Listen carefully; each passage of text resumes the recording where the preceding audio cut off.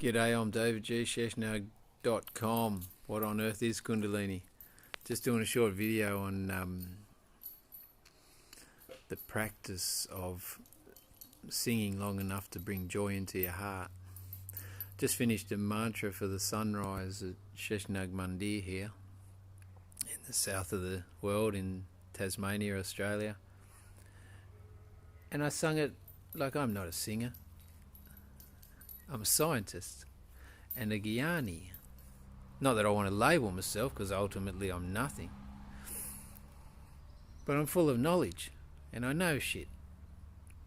There's people out there that can sing like the angels, and I've heard the angels, I can tell you. I can guarantee that I've heard the angels for about 3 seconds.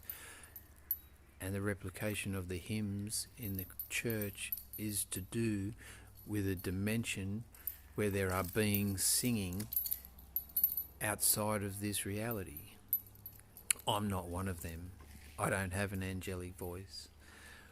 But this morning I get up, and I chant mantras, because mantras are my passion, the science of the mantra, the science of Kundalini and the science of spiritual awakening.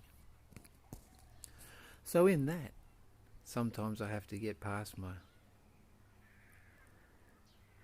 ineptness relating to rhythm, melody, and push through the fear and just do it anyway, because I'm always scared. But I believe in myself enough to be able to chant the mantra, because I know that mantras are one of the special ways to influence my etheric body in a way that works towards removing some of the inhibitions and the adhesions and moves towards a more healthy and full expression of myself.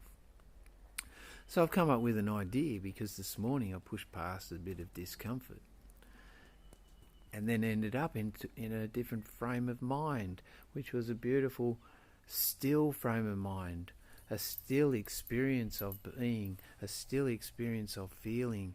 It was an experience of being rather than doing. And in that, I'd just like to mention or recommend that there is the opportunity for you in your everyday life to sing a song, maybe your favourite song, long enough to bring stillness to your mind, which will give you a chance to bring joy to your heart.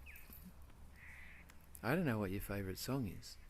There's different vibrations and frequencies that will affect everyone differently. Like I even like Slim Dusty, the Man from Snowy River, poem written by Banjo Patterson and then turned into a song by Slim.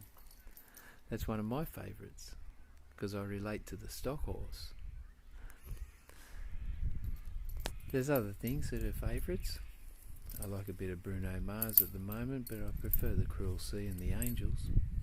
Not that we've got to go into those. The suggestion here is more about practicing one of the songs that you're familiar with to the extent that it brings stillness to your mind. A bit like a runner on the road. You've got to get to the 20-minute mark before the serotonin kicks in, before the dopamine has an effect, before the cortisol levels are not depleted. You know, there's a stillness. So through the stress, it comes to a point of adrenalized stillness, and then there's that high that comes from the joy in the heart. So I just wanted to share the practice this morning, and anytime you like, you can go to Sheshnag Mandir on Facebook, on the page there, or somehow there'll be a page you can like, Sheshnag Mandir. You can join that, or you can add me on Facebook, and then you can join me for the sunrise here at Sheshnag Mandir in the south of the world, because this is my passion and this is what I've done, and I'm building a temple dedicated to the Sanskrit alphabet. But I'm a physiological anatomist and a philosopher in regards to the anatomical framework of the human being at the end of the day. So I want to be true to myself. So I want to wow, how does chanting for that long physiologically affect my brain? How does the stillness be experienced? How can people bring stillness into their own life? There you go. Om David G. Sheshnag Mandir with the sun and a kelpie.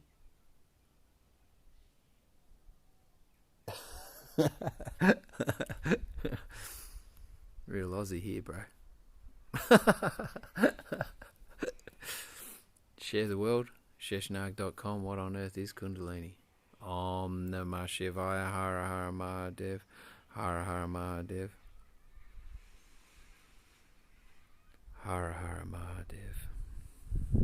The bestower of all peace.